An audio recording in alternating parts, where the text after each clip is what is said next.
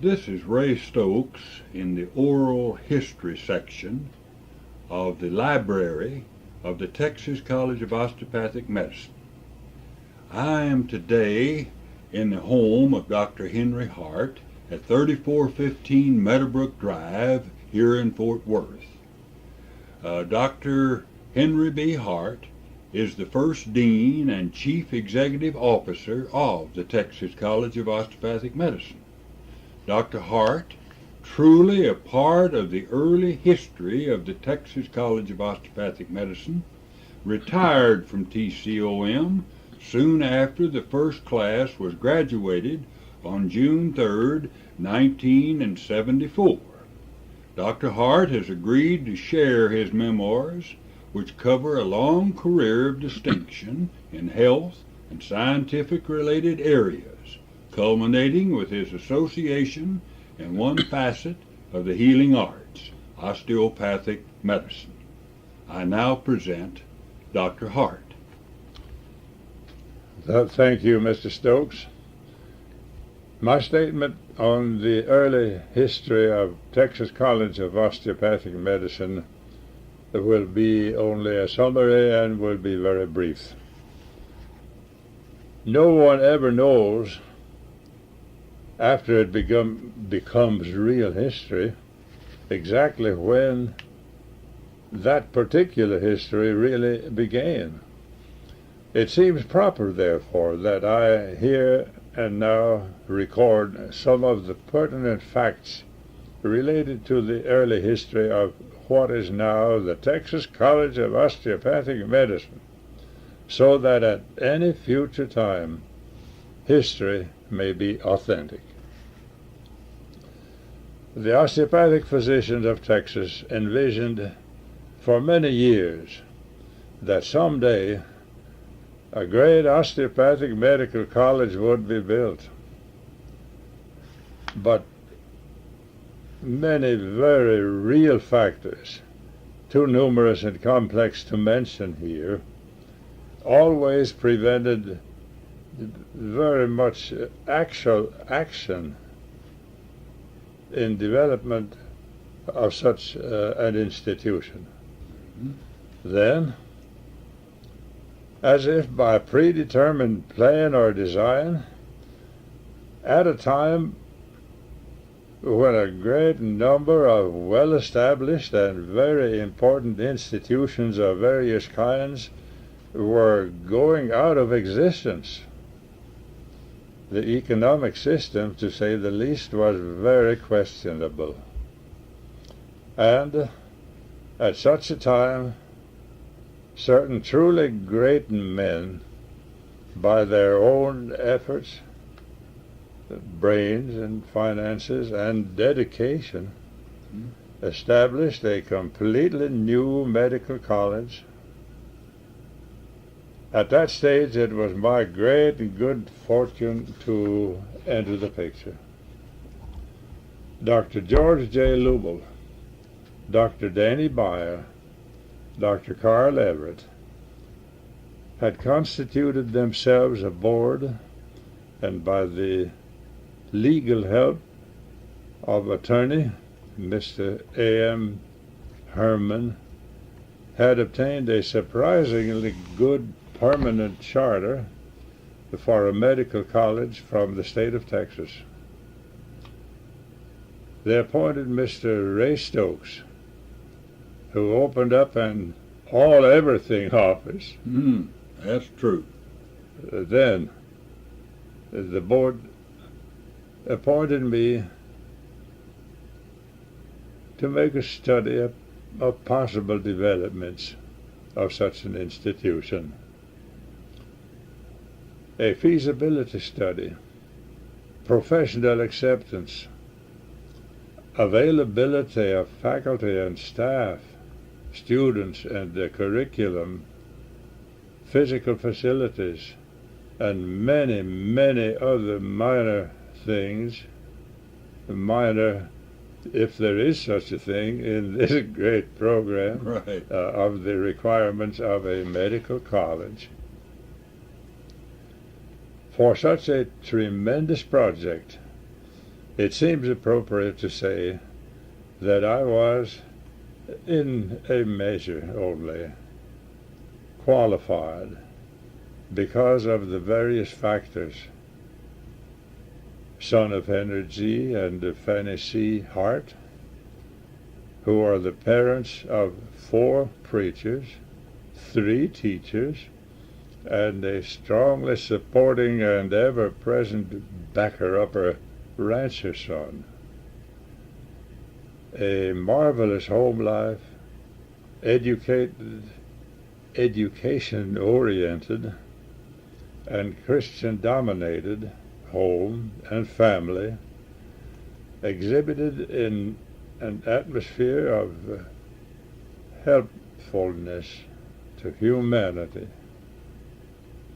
All this is offered simply as an evidence that we live in a great world with unlimited opportunities. My inheritance, therefore, was a tough body, a brain that was slow and stubborn, which required all the help available for such a service to humanity, and by crowning good fortune was a truly great wife, son, and daughter.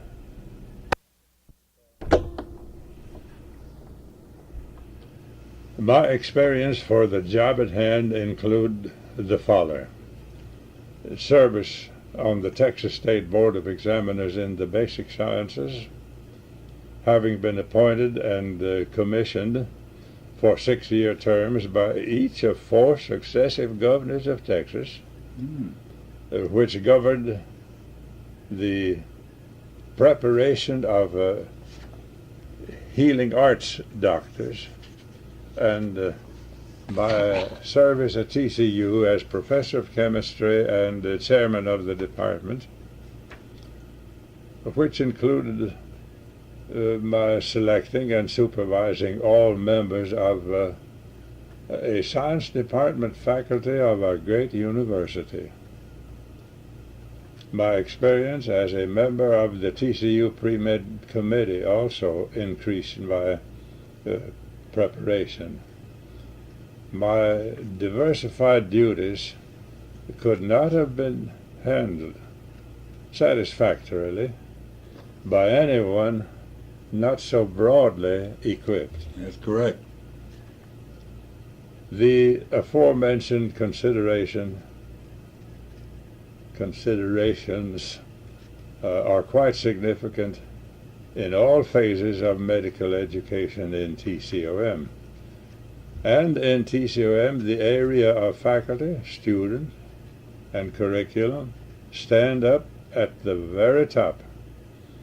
An absolute requirement in every good medical school instructor, and in fact in everybody else, is personal integrity.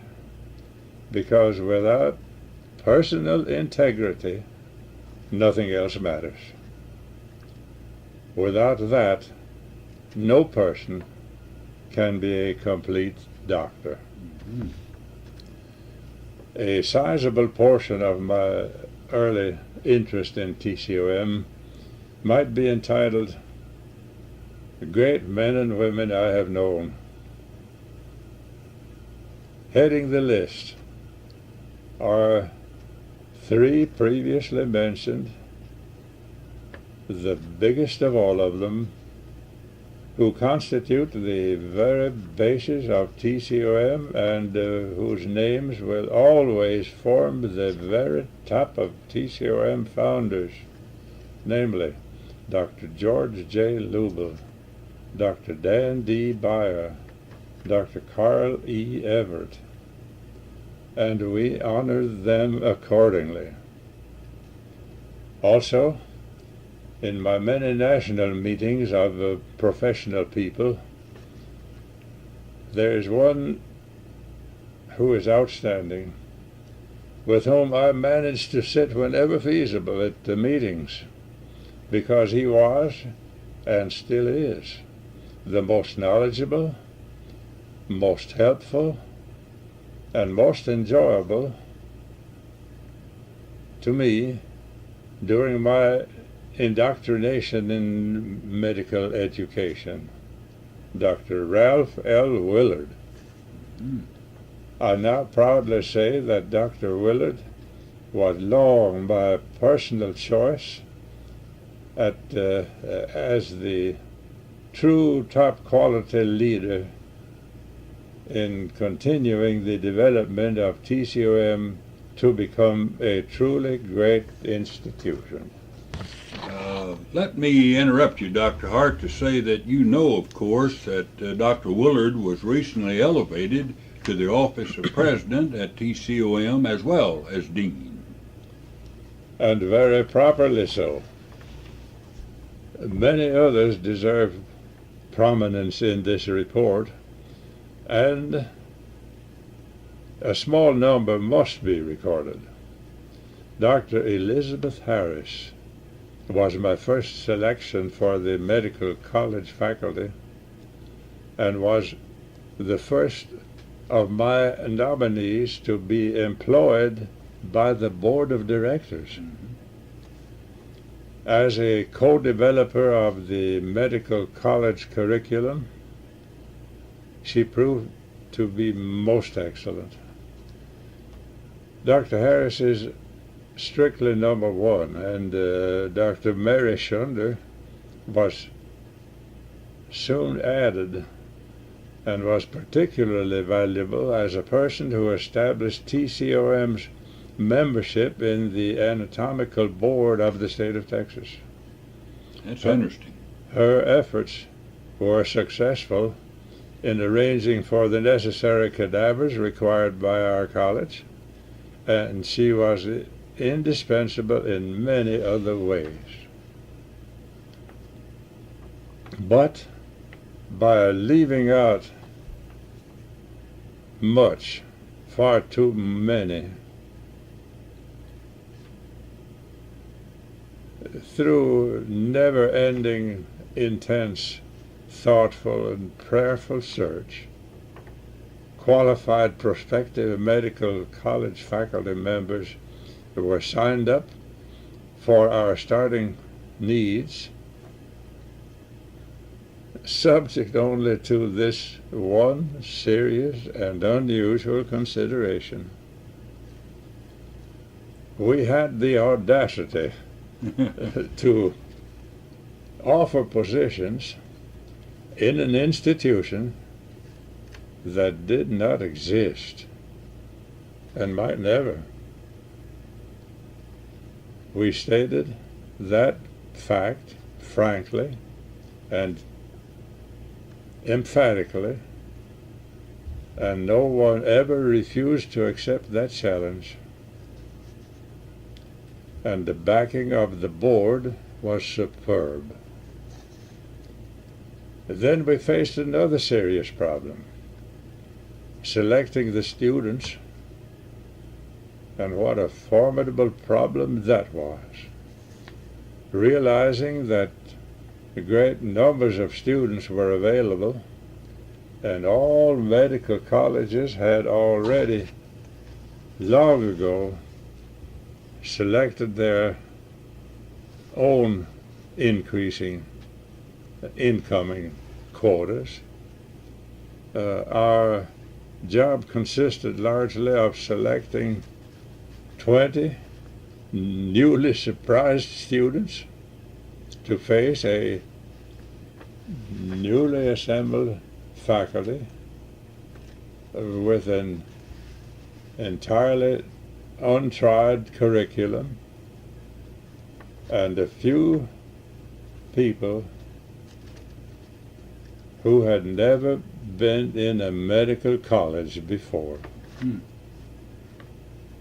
And I shall be forever grateful for the near miraculous performance of the resulting rare entity. And the board that made it possible was the TCOM board. Others involved were many friends and enemies. You say that in quotations, I'm sure. In quotations, and enemies. At that time, at least enemies. Right. And some that didn't even know what the word osteopath meant. When all the best that has been done in this great project, it spells TCOM. Dr. Hardt, your summary was most significant and complete. Now, with your permission, I'd like to lift up some specific questions about the history of TCOM. To begin with, what single factor do you believe responsible for the successful founding of TCOM? The administrative ability of the three founders is the reason TCOM exists today. Mm-hmm. Their inspired actions continue to develop the college in the face of almost incredible odds. I cannot overemphasize the ability and the capability of Drs. Lupel, Beyer, and Everett. What pertinent information was gained from the feasibility study that we first undertook, or was first undertaken by the founders, and later with your personal input? With only around 700 DOs in Texas in 1970, it was learned that there was a need for new life and growth in the osteopathic profession. Without delay, there were ample territory, population, and potential to justify our offering another contribution to the healing arts in Texas. 2, some 85% of the Texas DOs endorsed the proposal, both financially and vocally. That's very interesting. By that time, the next question, Dr. Hardt, is one often asked by reporters. Why was Fort Worth chosen as the location for TCOM? At that time, only 6 osteopathic schools were in business. The entire west, northwest, and southwest areas of the United States were wide open. The nearest osteopathic college was nearly 600 miles from Fort Worth.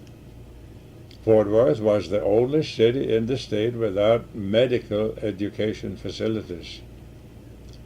Other reasons that favored Fort Worth include the fact that the profession's state headquarters, Texas Osteopathic Medical Association, were housed in Fort Worth, and the survival of TCOM relied tremendously on the internal assistance given to the school's administration, particularly during the years between the inception and actual birth.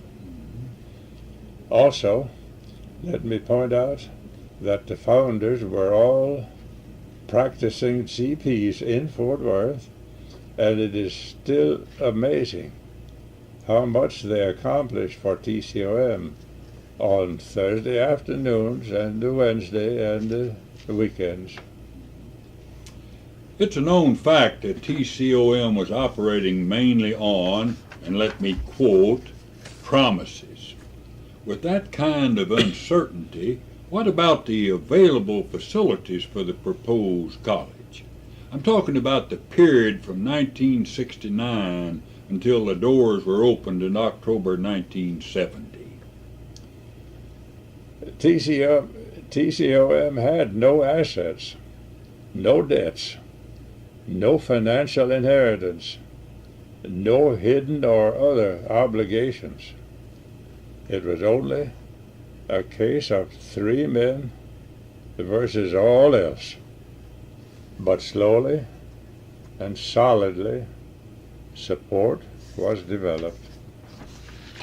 The Federal Surplus Agency provided chairs and desks and tables and much more at a very low cost, practically nothing more than token cost many times for very good merchandise. It's interesting. But the greatest blessing of all came from the assist or assistance by Texas Christian University, which provided free of charge practically all of the equipment that was used in the science laboratories on the 5th floor of the Fort Worth Osteopathic Hospital and later in the bowling alley on Camp Bowie. This generous gift from TCU was worth many thousands of dollars to TCOM, certainly if it had been necessary to buy the equipment at the marketplace. And it's an accepted fact that all educational institutions have at least three things in common, I believe you'll agree, namely students, faculty, and curriculum.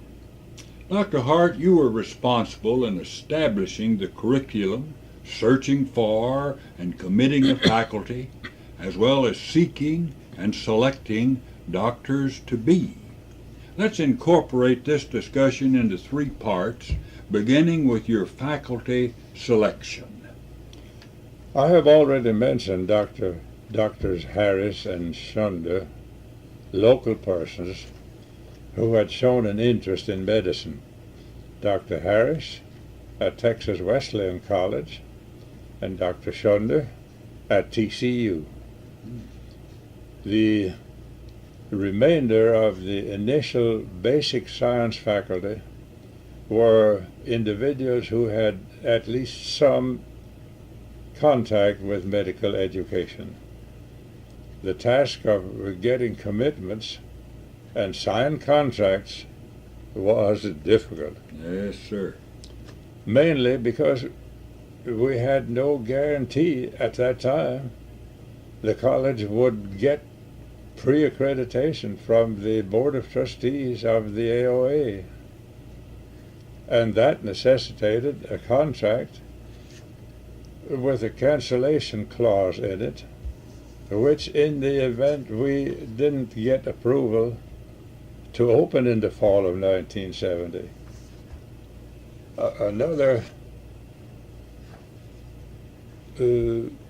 stumbling block was that we had no prior reputation, either good or bad, Right.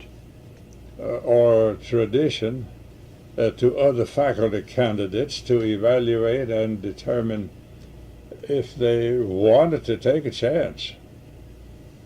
In the end, however, my judgment and final decision were not challenged. Regarding the selection of student candidates, that too was undertaken on a very short timetable. Very short. We made no attempt to advertise formally, just by word of mouth. Even then, we had a noticeable number of serious applicants. We were looking for 20 candidates. 20 candidates who thoroughly understood the conditions under which they would be accepted. In the event we would have to close at the end of the first year, it was suggested that all competent students could transfer to another osteopathic school. The first class, which began on October 1, 1970, opened with 20 students, 19 males, 1 female. 4 years later, 18 received their DO degree. One of the initial members overcame a personal problem and was graduated the following year. Dr. Hardt, you've covered two parts of my total question. Before moving on to your reflections about the curriculum, why did TCOM open in October rather than the traditional date, usually a month or so earlier? Since we did not get the go-ahead signal from the AOA until July 9th, we needed a reasonable delay to firm up all pending negotiations with faculty and students. We conducted the required hours of study for the first year by extending the school term to run through the month of June 1971. We started the second year on September 1. The curriculum was built by myself, plus much help from instructors just employed, two of whom I have mentioned before, Drs. Elizabeth Harris and Dr. Mary Lou Shundy. The curriculum met all standard medical school requirements, plus the extremely valuable principles and practices of osteopathy. Certainly don't want to overlook that. As you know, Dr. Hardt, TCOM recently adopted a philosophy that is not in conflict with the original concepts of emphasis upon the whole man and places particular stress upon health instead of disease. I know that you continue to strongly endorse the osteopathic concept. So will you describe the philosophy that prevailed at TCOM under your administration? I'm glad you said the whole man and not the old man. Right. The board set the pattern. The administration carried out its policies, such as maintenance of health and recovery from suffering and disease. Further, TCOM was dedicated to the whole man concept, which carries tremendous significance and included both personal and professional life of every doctor. In addition, standards of TCOM were also set by the board of directors. They were followed as well as possible in all phases of TCOM development, with every effort and endeavor placed on the number one target, that of making TCOM strictly first class. That was a great emphasis, I'm sure. Dr. Hardt, it's a known fact that TCOM was given at least, and I quote, lip service endorsement by several entities, including the Fort Worth Chamber of Commerce. In that vein, will you relate your thoughts about how effective was the overall professional support given to TCOM during its infancy? The original support consisted largely of the personal devotion and dedication of a few great men. Broad professional and public governmental support, gradual at first, then with amazing force. It developed so that the growth and development of TCOM has proven to be extremely solid, even phenomenal. Dr. Hardt, before continuing, let me interrupt to ask you to identify some of the men other than the founders who offered strong support to TCOM. It sometimes proves embarrassing when names are included in any topic because of the possibility of overlooking persons who deserve to be mentioned. That's true. At the risk of unintentional oversight, let me comment on several who I believe must be included. No friend of TCOM has more supporting talents than Dr. T. Robert Sharp of Mesquite, Texas, I second that motion. a general practitioner who had been a proponent of TCOM since its inception and continues during his entire life and its current adolescence of the college. Right. He helped TCOM to literally take the first steps that have led to present status in the community, the state, and the profession. His positive spirit has often proved to be one of the greatest assets TCOM had going. There certainly are others who occupy this area with Dr. Sharp. Among those are Dr. Virginia Ellis and Dr. Catherine Carlton, both of whom gave generously of their time, professional expertise, and money. Dr. Ellis served as the first admissions committee, at least, Mm-hmm. and the first clinical faculty, and also served as coordinator of student assignments at various outpatient clinics. Her efforts were enhanced by a supportive role performed by Dr. Carlton, who served as the first chairman of the Department of Osteopathic Principles and Practices. Her positive attitude always seemed somewhat contagious, enough so that others were exposed to and caught in the optimism.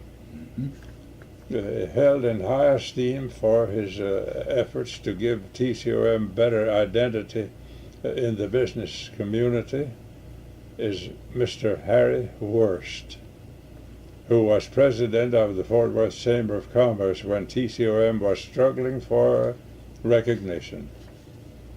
Mr. Wurst remains a genuine friend of the college. I understand he serves on the President's Council, which is an advisory group of the local and state citizens.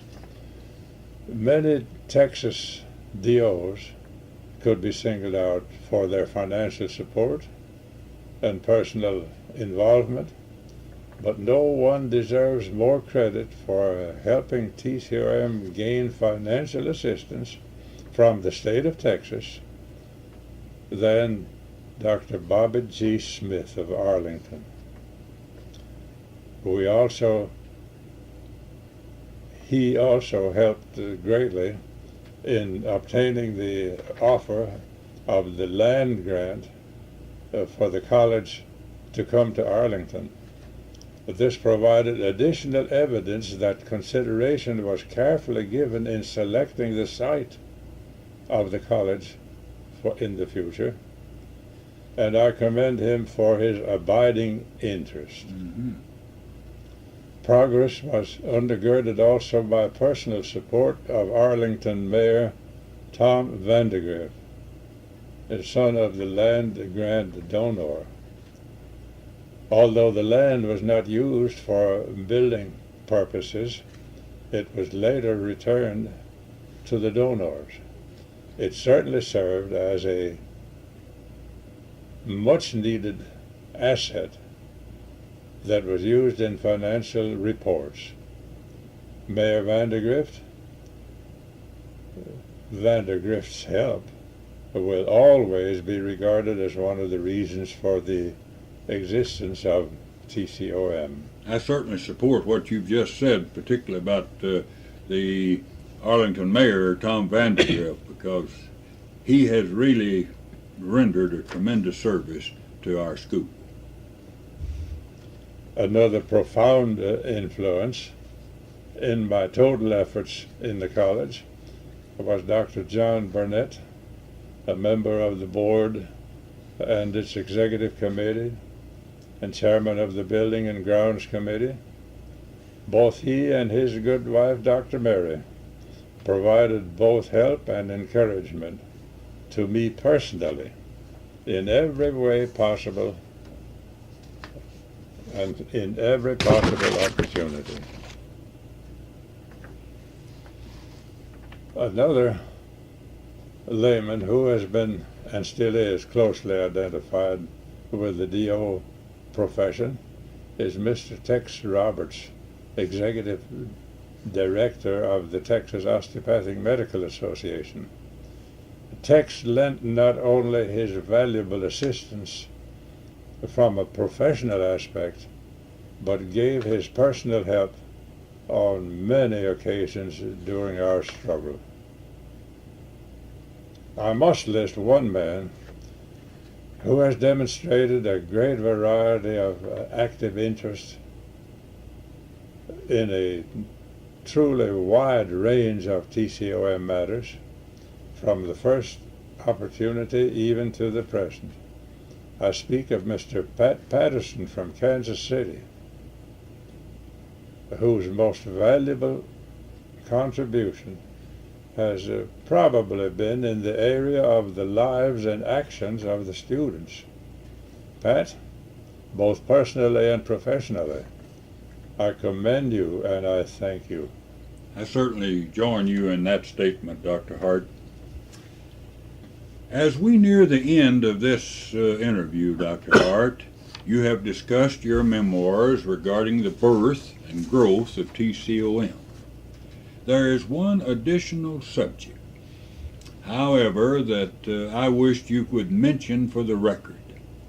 As the Chief Administrative Officer of TCOM in 1971, early 1972, you were involved in the initial negotiations between TCOM and North Texas State University to reach an agreement for NTSU to provide basic science facilities and some faculty to TCOM freshman and sophomore classes. Will you relate the details that made possible the affiliation between the two institutions? Permit me, please, a few informal comments on the lesser known facts and factors in the early growth of TCOM. Just as many business decisions are made on the golf course, so also many osteopathic plans and decisions are made during the conventions and other talk sessions. A prime example, during an annual AOA convention in October 71 in Honolulu, there were vast numbers of discussions including every phase of TCOM. My private thinking on one fact was this: building a new medical college is a project so tremendous that union with an established academic educational institution is an almost indefinite requirement. I should say an absolute requirement. Absolute, right. Therefore, by the time the TCOM board members, who had also returned to Fort Worth from the convention,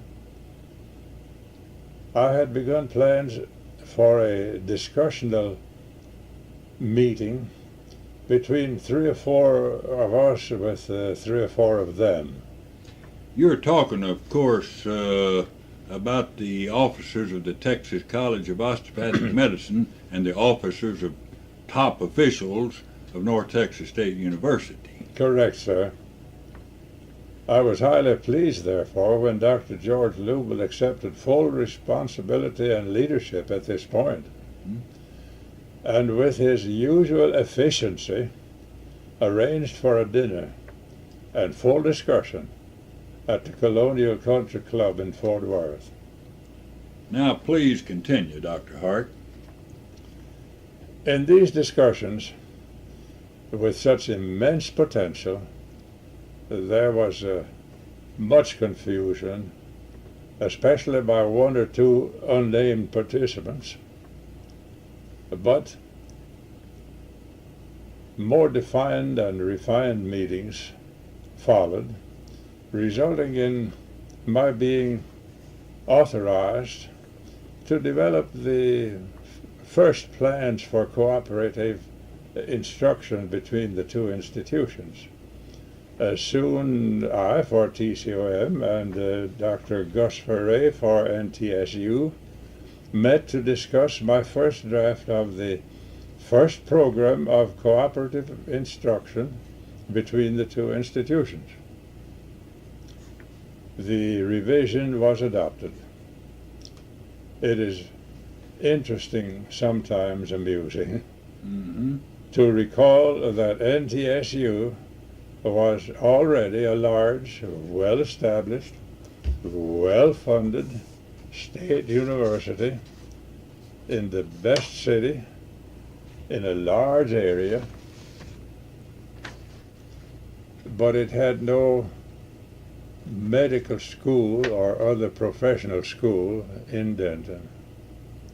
Therefore, in a joint venture, NTSU would provide a large university with its large financial and political power, and so on.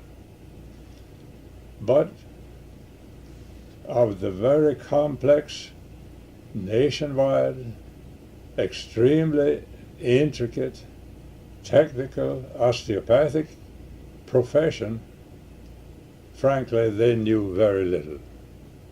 I believe that that's absolutely correct, Dr. Hardt. There's absolutely no question about that. Please continue. All this and much more happened before NTSU came aboard. My part, therefore, in complete accord with some truly wonderful osteopathic people, the real founders of the college, in part was in the major elements of building a great new medical college. These elements include feasibility study, acceptance by and even support of the existing osteopathic medical colleges, availability, especially this late in the first year, of good quality students, availability of good, acceptable basic science faculty members who were also willing to accept positions in the institution not yet in existence, building a basic science medical curriculum so solid a medical education can still use it. All this and much more transpired before the arrival of NTSU or the state of Texas, or most of the federal support, before many other forces of large numbers of personnel who came aboard later. The foundation was solid, and yet the institution grew with almost unknown speed, and may it continue to do so. Certainly do want to thank you, Dr. Henry. It's been a fine interview and discussion that we've had. You as the narrator. I've tried to interject a question or two here and there. You know, this interview covered almost a period of some 2 years in which we've had a number of delays. We're concluding it today, I believe, the 13th of January 1983 in your home at 3415 Meadowbrook Drive here in Fort Worth, Texas. And as a representative of the oral history section of the library at TCOM, I'm indebted to you on behalf of the school for sharing your memoirs with us today. Thank you. May I add that if I can in any way be of any use whatsoever to TCOM at any time, I am ready. We know that, and we know that you meant every word of it, and we'll remember it. Thank you very much, Dr. Henry Hardt.